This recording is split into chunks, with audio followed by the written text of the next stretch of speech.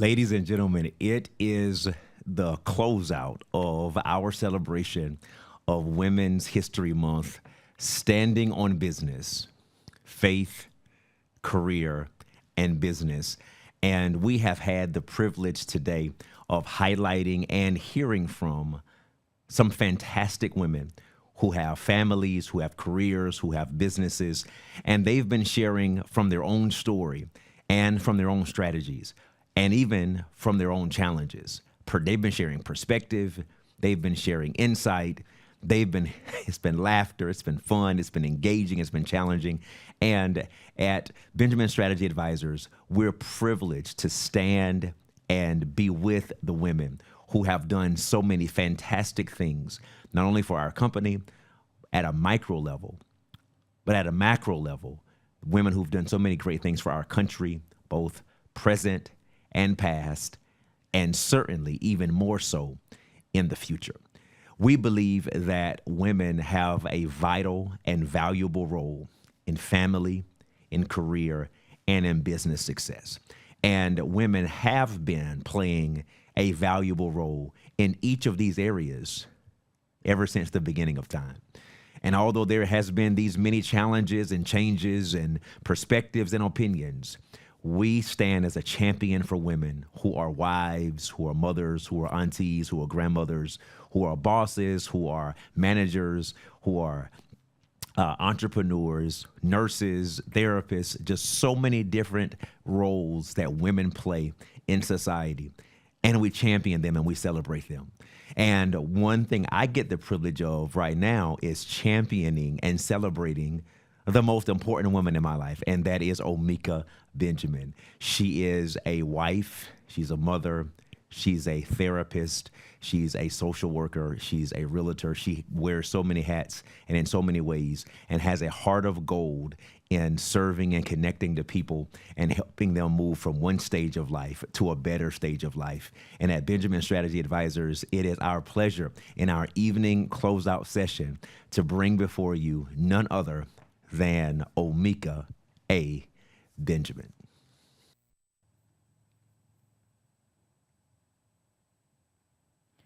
Happy Women's History Month!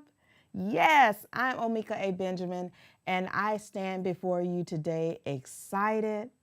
I think we're just going to have a marvelous time because today we are standing on business. That's right, we're standing on business.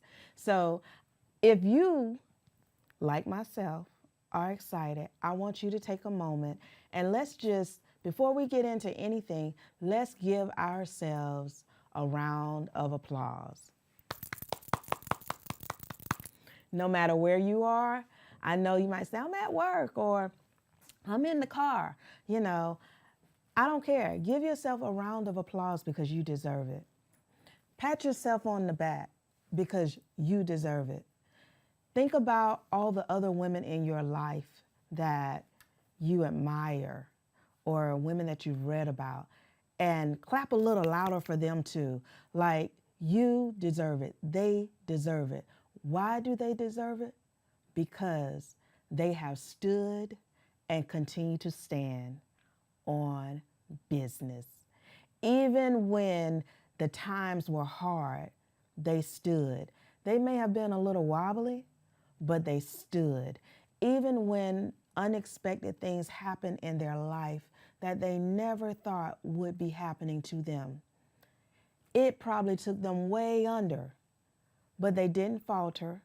They didn't fall. And even if they did fall, they got back up and they stood. You stood. I might be talking about you. I know I'm talking about me because in life, life is going to be, as the young folks say, lifing, right? But when life is lifing, just understand there's a little thing within all of us at various levels to various degrees that's called resilience.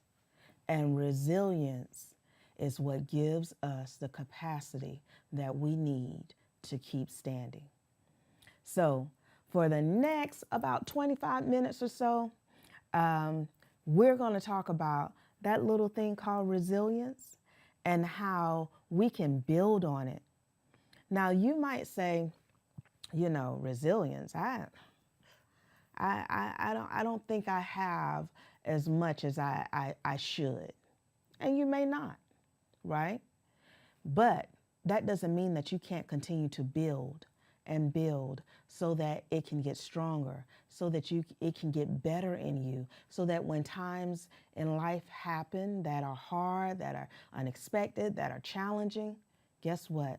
How you won the last time has prepared you for how you're going to win the next time. So before I move into everything, let me just give you the Webster textbook definition for resilience. Resilience, the capacity to withstand or recover quickly. The ability, this is my favorite, the ability to successfully adapt to stressors and bounce back from difficult experiences, maintaining psychological well-being in the face of adversity. Why is the second one my favorite? The second one is my favorite because we have stressors, we have unexpected things in our life that take place that we never would have expected to happen. We've lost loved ones that we never expected that we would lose. Things happen in life, expected or unexpected, that causes us to have to adapt, that causes us to have to shift, that causes us to have to just look around and in our environment and see what needs to be changed. How can we manage this better? What work do I have to put forth or put in to see a different outcome? So guess what? That's called resilience. And I know sometimes some people think that you're born with it. And we're not born with it. There are not some people in this earth, in society, that just have it. They've had it since birth. No, you might see it in some children. When you see a child, maybe a 2-year-old, who falls hard, and you're expecting them to wail. You're expecting them to just scream out in tears. But they kind of give you a little, and they stand back up. They wipe their knees with their hands, and they keep moving. And you're like, wow, the average child would have just cried, fallen out on the floor, probably ran to a parent with their arms up, wanting to be comforted.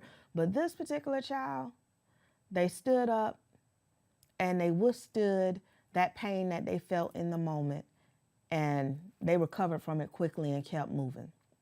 That is just kind of like some insight on, this is a different kind of kid. This kid's level of resilience might be a little bit stronger or better than the average person as they get older. But even in knowing that, that's not something that they're born with in full completion, so that when they become an adult, they are just like coasting in life. Nothing makes them angry. Nothing makes them upset. Nothing causes them to break down. Nothing. They're just... No, resilience is something that we may have a measure of, we may have a seed of, but at the end of the day, it's something that we all have to build upon. We have to build it up in our lives so that we can manage life better, so that we can get through those tough times that in life that are designed to take us out. But instead, we can get up, dust ourselves off, and we can keep moving. Now, the first definition was recover quickly. And I don't want you to mistake that as something whereas when things happen in your life, you're just supposed to get over it and that's it. I've seen people who had death in the family, a death of a loved one, a very close loved one. And it took them maybe a year, months, to readapt, to manage that grief better so that they can live life without this loved one. And I've seen some people that are just, you're like, I know you guys were really close. They're not crying. They're just like, oh, unfortunate that it happened, but they just kind of move on.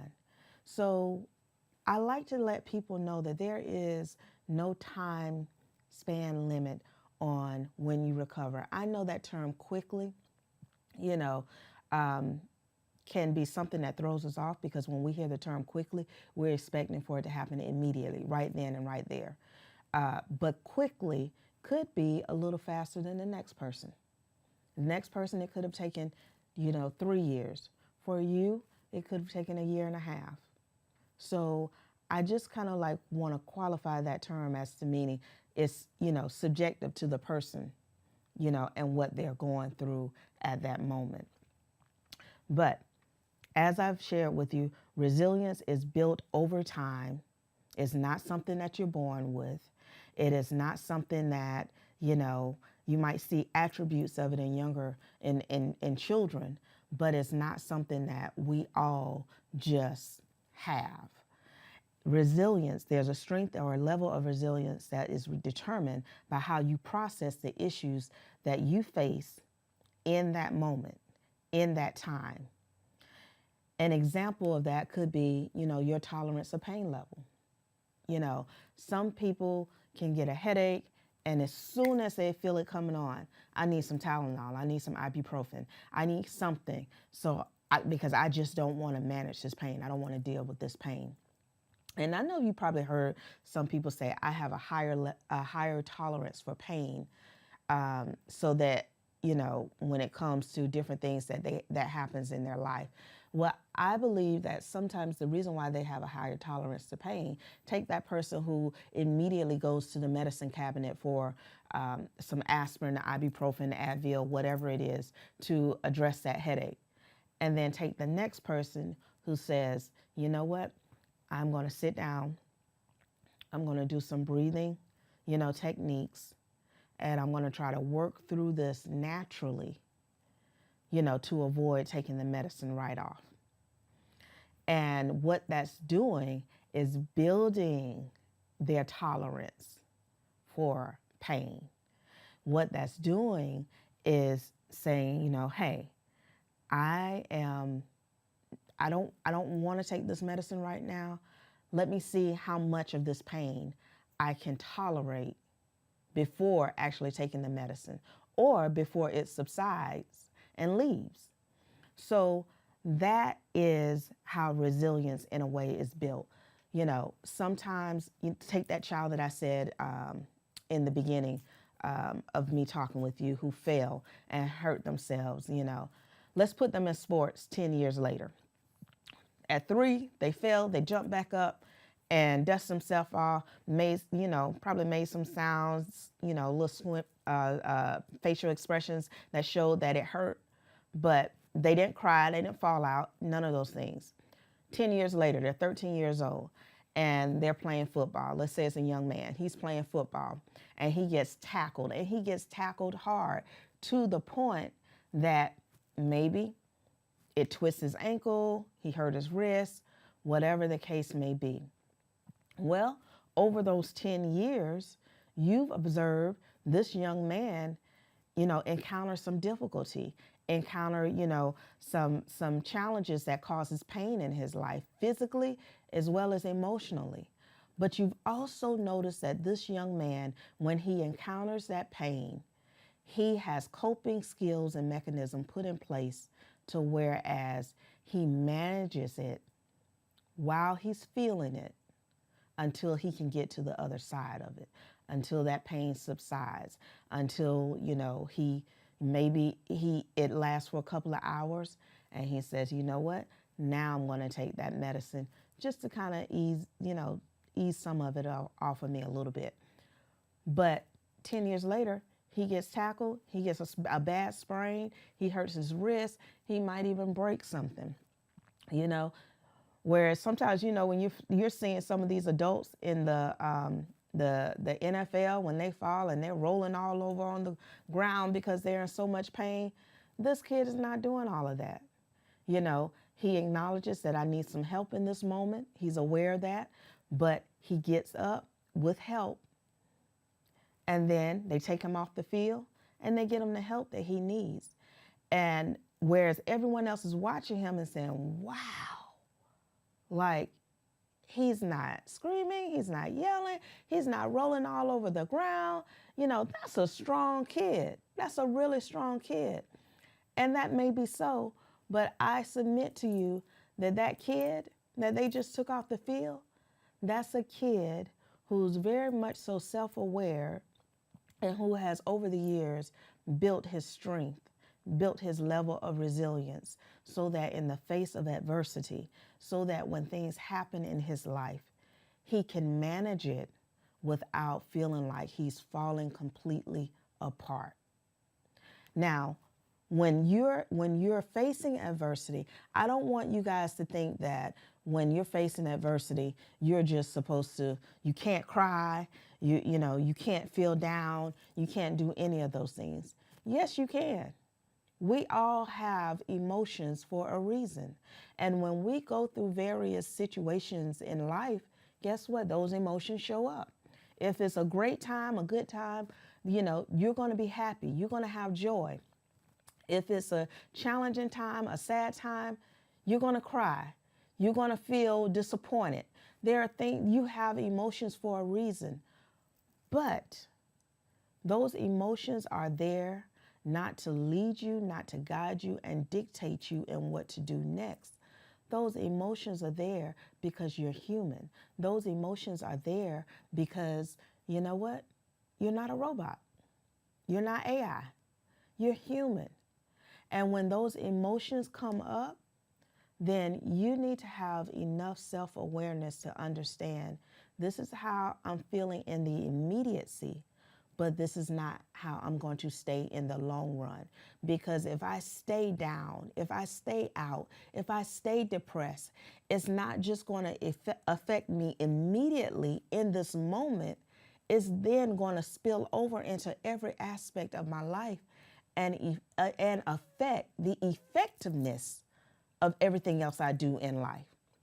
So take someone who is dealing with clinical depression versus someone who is just, depressed in the moment or seasonally depressed.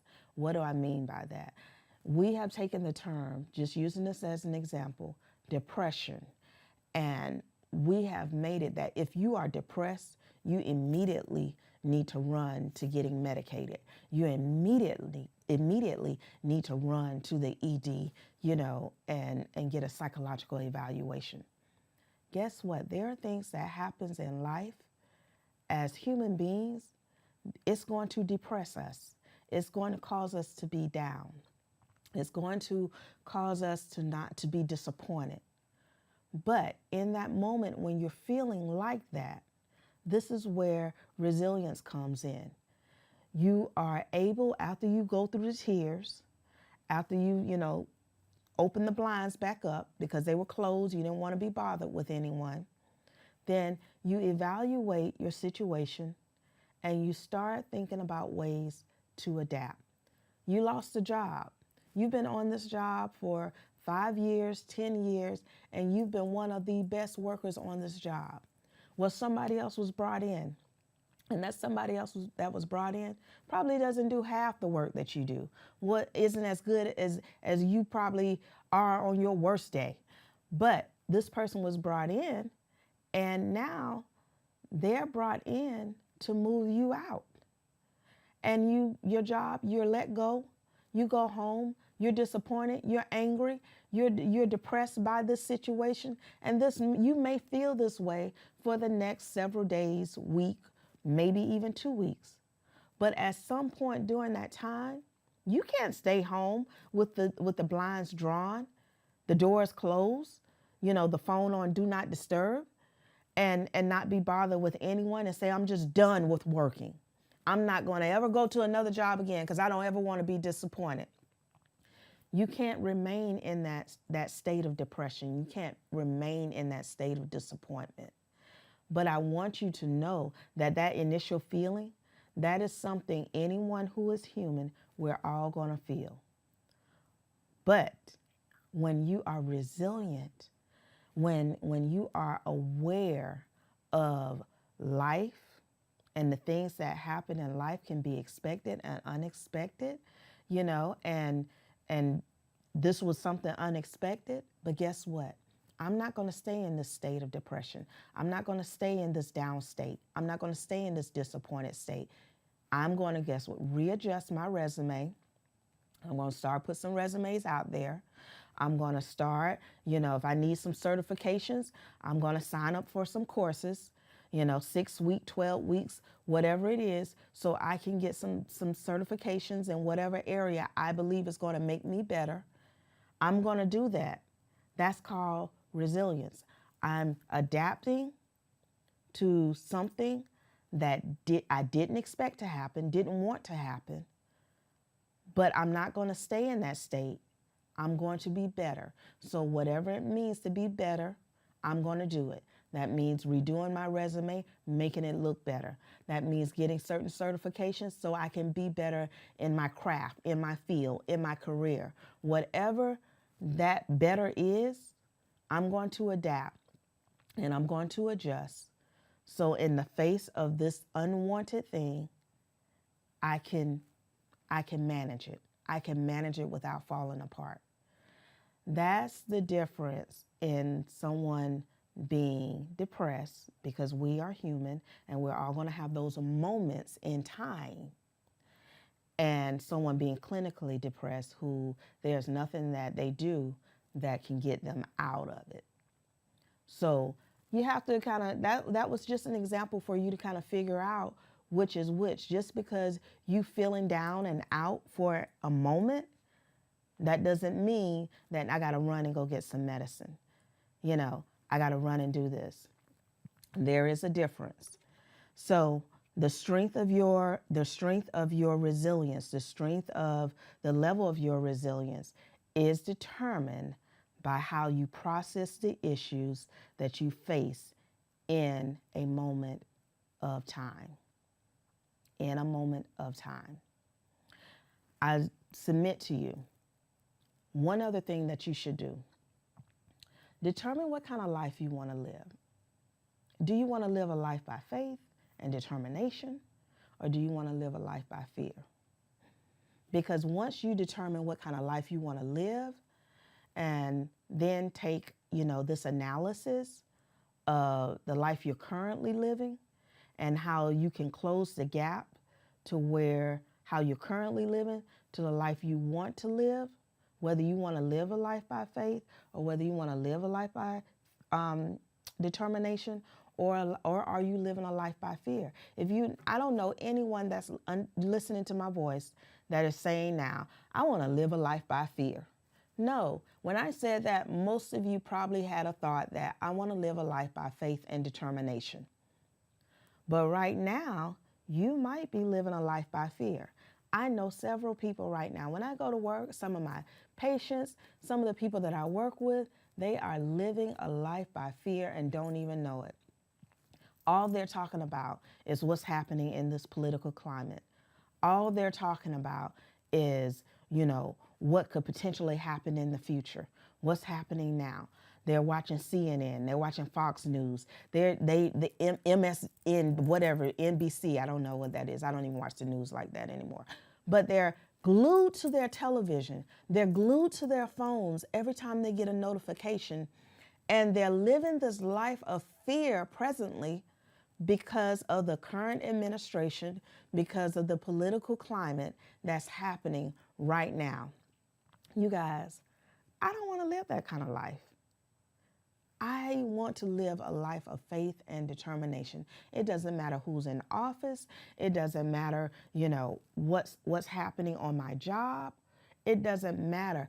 My faith and determination is always to be a better me so that I could be better to everyone I'm connected with, making the environment better that I'm standing in, whatever it is. That's what faith and determination does. Faith and determination helps build your resilience level versus fear helping resilience to decline and become, in essence, non-existence. When you fear something, most of the time, people who are in fear, they're fearing the unknown. It hasn't even happened yet. They're just thinking about the worst. And them thinking about the worst of something that hasn't happened but could potentially happen is causing them to just give up. I can't do this. I don't know, how am I going to live if this happened, if I lose my job? How am I going to live if, if this law is passed or whatever? They're already speaking defeat. They're already deciding that there's no way that I can adapt to this change. This is what fear does. Fear cripples you. Fear causes you to lessen or causes the resilience level to decrease and to almost become non-existent because you really don't know how to manage the potential change that is going to happen in your life. So what we have to decide where we are and where we want to be. If I heard correctly, now I'm trying to be funny, but if I heard correctly, I think each of you that are listening to me said that you want to live a life of faith and determination. But some of you might have to be honest with yourself and say, you know what, Omeka, I've been kind of treading this line of fear, so I need to make some changes. Now, when you have it established that you want to live a life of faith and determination because you want to continue to build your level of resilience the right way, you want to strengthen your level of resilience. When you've decided that you want to do that through living a life of faith and determination, then you have to do an analysis of where you currently are. Do you have enough faith and you want to build on that? Or are you walking in fear and you want to cause that to decrease and become non-existent so you can walk in a life full of faith and determination? Now, one way to do that, as I said, fear decreases resilience while faith and determination increases and builds it. The more you fear something or someone, it weakens your defenses against it. The greater your faith and determination is in an area, the greater your chances of overcoming adversities, because you're not looking at the challenges that you have in life in the moment.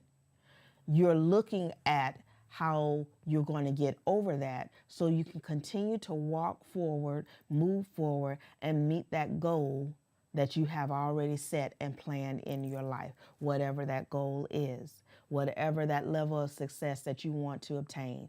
You're not going to allow what has happened in the immediacy of life that was unexpected or expected, that might be hard, that might be a challenge, that might be something that, is causing you to stumble a little bit in the meantime while you're trying to stand and move forward. But faith and determination causes your chances of overcoming that adversity to be greater than it would be if you were walking in fear.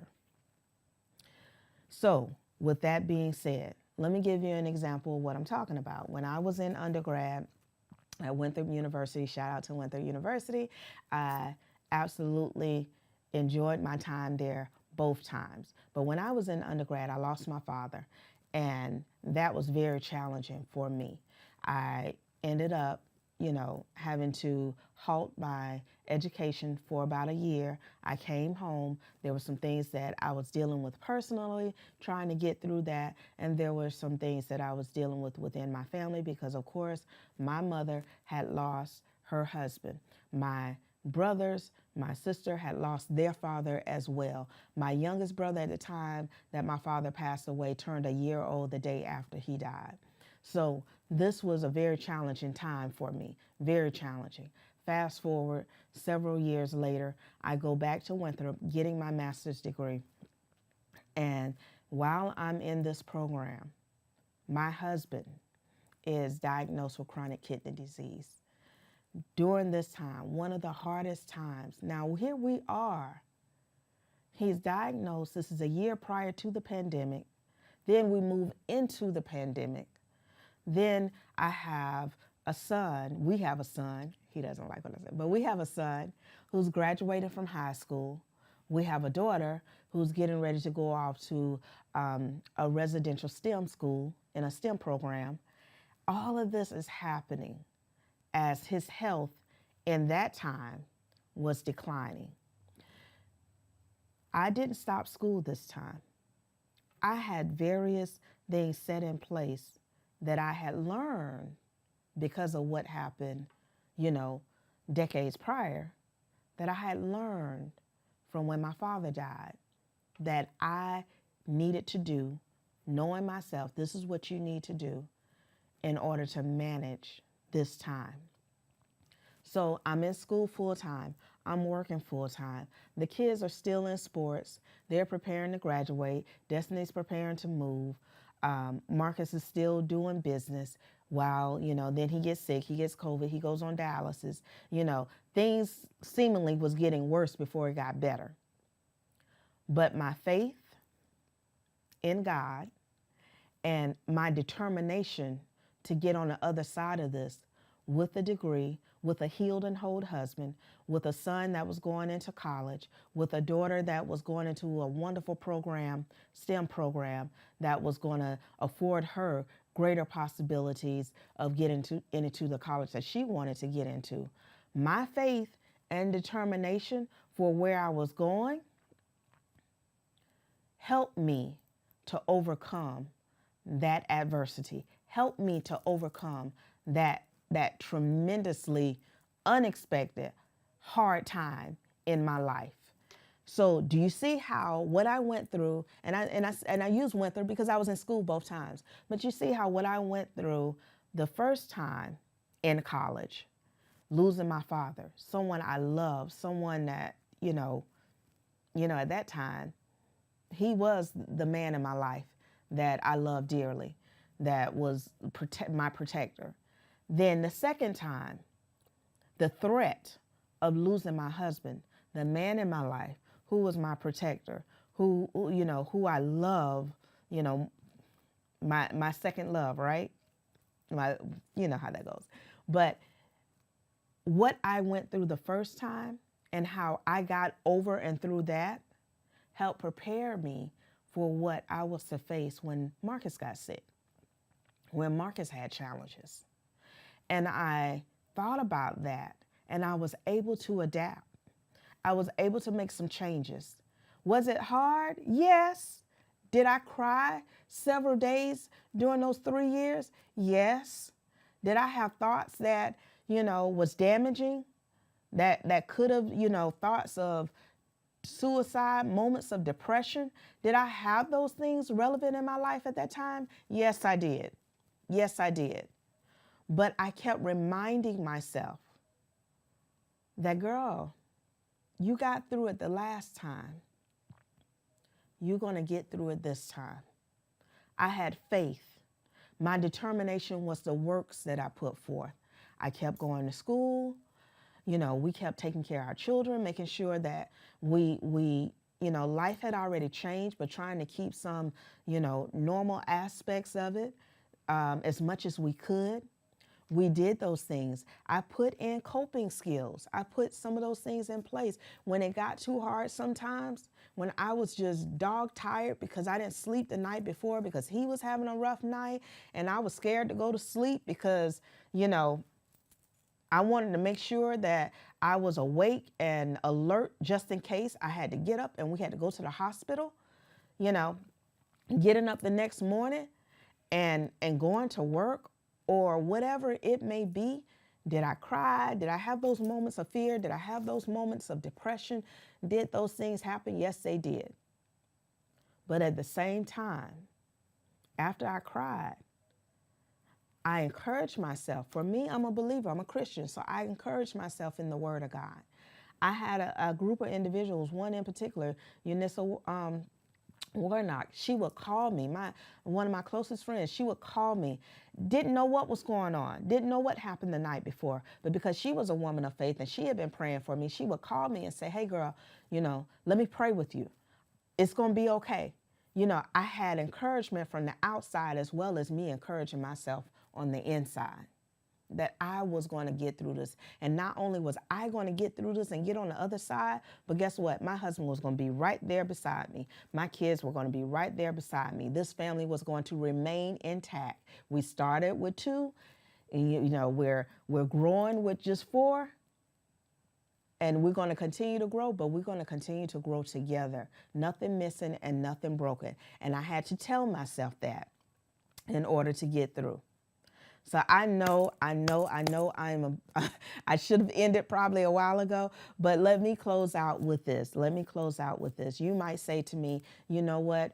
I never knew to call it resilience. I never knew that me getting over, that challenging time was me showing a level of resilience, or having a level of resilience within that allowed me to do that. I never knew I needed to live by faith and determination more than I needed to live by fear. I never knew that, it was what I did in that moment that determined, my level of how I build in my level of resilience, or my strength of resilience. I never knew those things. Or some of you might say, I don't know if I really have that. Well, guess what? You do have it. You do have it. We all have a degree of it. It's a mustard seed, right?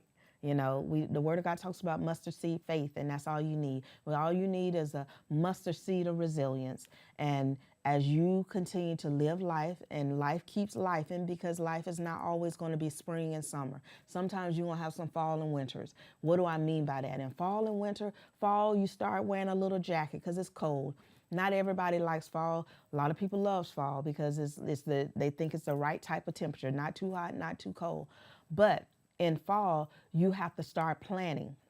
You have to start doing some things so that you can, be warm, so that you can, have a fight, something that provides you a defense against the wind when it's windy, when it's raining more, whatever it is. In the wintertime, not too many people really like the wintertime because it's cold. You can't get outside. The time changes. It gets darker quickly, quicker than it did in the summer, spring, and fall. So the winter may not afford us the ability to do as much as we can do in the spring, summer, and fall. Well, that's life. In life, when everything is good, when the money is coming in just right, when the job is jobbing, when everything is good, the family they're all getting along. There's no discourse. The kids are doing what they're supposed to do. Everybody is playing their role greatly. The wife, the husband, the children, the cousin, the mama, the father, whoever it is. Everything is going well. Guess what? When everything is going well, you can do more. You feel good about yourself. You dress a little bit better. But when things are not going the way that you expect them to go, when things are hard, when things are challenging, when unexpected things come up, that's your fall and your winter in life. That's when you feel like your hands are tied in some ways. But guess what? When life starts doing those things, understand it's seasonal. Understand it's not going to be that way forever. We cannot continue to make these statements of, these lifelong statements, or commit these acts that causes us to think that it's not going to get better. Making permanent decisions off of a temporary situation. We cannot continue to make permanent statements of permanency, statements that don't afford us to get better or feel like we can get better, statements of fear, walking out behaviors or actions that are permanent over a temporary situation. These things are seasonal. In life, you're going to have the good, the bad, the ugly, the indifferent. That's life. And you should respond to it and adapt to it accordingly, knowing that you're going to get on the other side and knowing that you're going to be better for it. Amen? Oh gosh, I'm in church now. Look what you did to me. So start now by not sweating the small stuff, okay? Earlier, I used a headache. You get a headache, don't run to the medicine cabinet immediately and picking out some ibuprofen or some Tylenol or whatever it is, Advil, Put some coping skills in place. I'm going to sit down, I'm going to dim the lights, and I'm going to try to breathe through this. before you just immediately run. Now, I'm not talking about those of you who regularly get migraines. I know that that's a condition for some people. But I'm just saying those of you that get a headache every now and then, just using that as an example. Stop sweating the small stuff. And you stop doing that by developing coping skills to help you manage the smaller stressors in life so that when the bigger ones come, not that you're not going to have feelings or emotions that happen in the immediacy, but when the bigger ones come, you already have a plan, have faith and determination that you're going to get on the other side because you got a goal that you need to reach. Okay? So when you start feeling frustrated by these stressors, ask yourself some questions. Develop coping skills that are effective for you. Don't look at the next person and say, well, they're doing that and it works for them. Why is it not working for me? Because you're not them. You need to develop coping skills that are best for you. Now, you might find that out by doing your own research. You might find that out by seeing a therapist. You might find that out by speaking with your pastor. However you find that out, by speaking with a very close friend. But you find out what those coping skills are for you that you can best put in place, best practices for you that's going to help you manage life better. And if you mess up, you get down, don't stress it. Remember, there's always another minute, another hour, another day. There's always another month. There's always another time for you to get it right.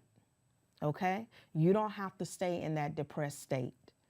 It's seasonal. You're going to get over it. You're going to get past it, and you're going to get better. Okay? So, again, I hope this really helped you. I know I started rushing because I want to be, cognizant of your time, but I am so excited. I'm so glad that today, because hopefully something I've said has inspired you, has encouraged you, has shown you or caused you to understand that you are going to be better. You are going to be better at standing on business as it relates to your career, as it relates to your family, as it relates to your business, as it relates to life. You're going to be better at standing on business because now you have a few tools to help you build your resilience so that you can face adversity better, bigger, and greater. My name is Omeka A. Benjamin. I'm so glad that you have loaned me your ear for this time. Have a good one. Stand on business, lady, because you can, you will, you did, and you will continue to do.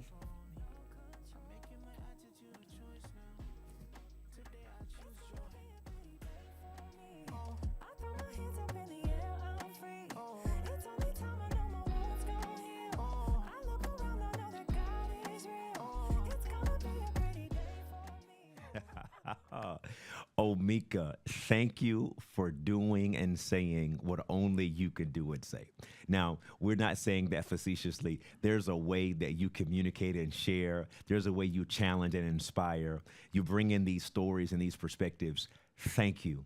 Thank you for also sharing the vulnerability of your own experience with what happened with your father a few decades ago and what happened with me not even 5 years ago.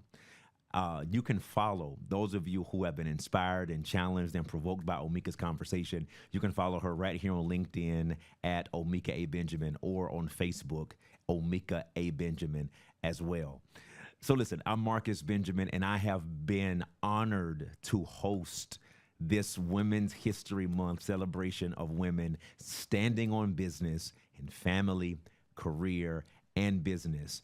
And today we were just simply inspired and encouraged. We heard from Tavia Jackson this morning, and then we heard from Jossalyn and Stacey right around 1 o'clock, and we just closed out with Omeka Benjamin. And so no matter what woman you are, wife, mother, career, entrepreneur, business owner, no matter what role you have, and whether you're a male who is standing with a woman, a wife or a mother, no matter where you fall in this support category, We want to continue to challenge you and encourage you to lift up women. We want to challenge you and encourage you to bring along women. We want to challenge you and encourage you to benefit from the value that women have when they take care of themselves and bring the best version of themselves to their family and to their career. So on behalf of Benjamin Strategy Advisors, I'm Marcus Benjamin, CEO and Managing Partner. God bless you. Have a fantastic evening. And let's continue to champion women every month and every day.